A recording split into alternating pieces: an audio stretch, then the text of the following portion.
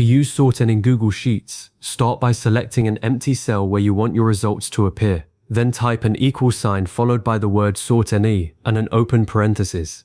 The function needs at least 3 pieces of information: the range of data you want to sort, how many rows to return, and which column to sort by. For a simple example, if you have a table in cells A1 through E50 with sales data, you would type something like equal sign sort and A1 E50 1002 false. Press enter, and you'll instantly see only the top 10 rows from that range, sorted by the second column in descending order. That is the core of sort and in around 60 seconds. A formula that sorts your data and returns only the number of rows you specify. Now let's break down exactly what each part of that formula does, so you can adapt it to your own spreadsheets. The first argument inside the parentheses is the range you want to sort and filter. Select the entire block of data, including headers or not. It's up to you. But if you include headers, they may appear in the output, depending on how you set the range. The second argument is the number of rows you want returned. Type a comma after your range, then put the number 10, or 5, or 20, whatever fits your report. The third argument is the display mode, and for most cases you'll use a 0 here, which tells sort and to return exactly that many rows. If you use a 1, 2, or 3 instead, you change how ties are handled or whether duplicates are removed. But for a clean leaderboard, 0 is your safest bet. The fourth argument is the sort column number, and this trips up a lot of beginners. It is not the column letter in your sheet, it's the column number within your selected range. If your range is A1 E50, column A is 1, column B is 2, column C is 3, and so on. So if you want to sort by revenue, and revenue is in column C of your sheet, and your range starts at column A, then your sort column number is 3. The fifth argument is true for ascending order, or false for descending order. If you want the highest values on top, use false. If you want the lowest or oldest first, use true. One common mistake is forgetting that the sort column is relative to the range, not the sheet.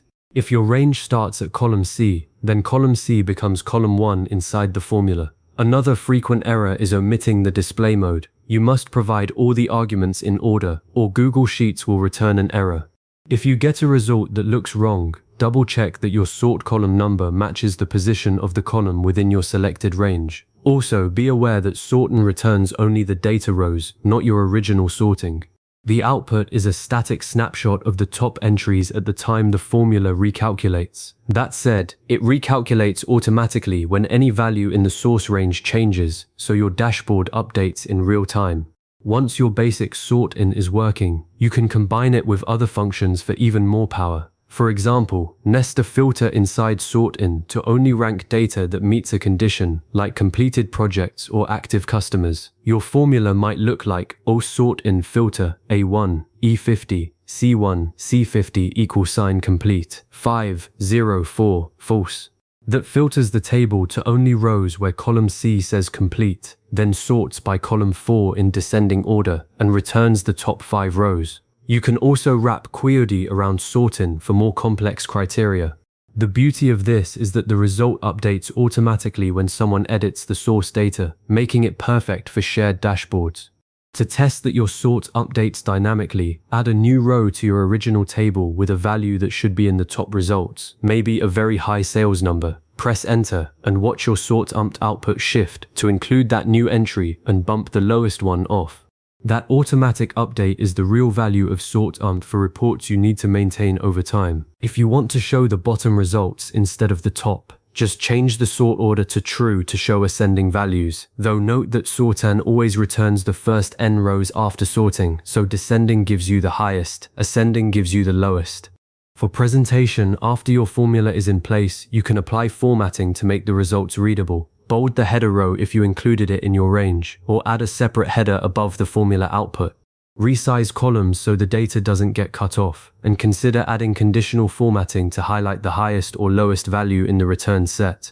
If you ever need to change which column is ranked, edit the fourth argument in your formula. You don't need to rewrite the whole thing, just update the number. Similarly, change the second argument to show more or fewer rows.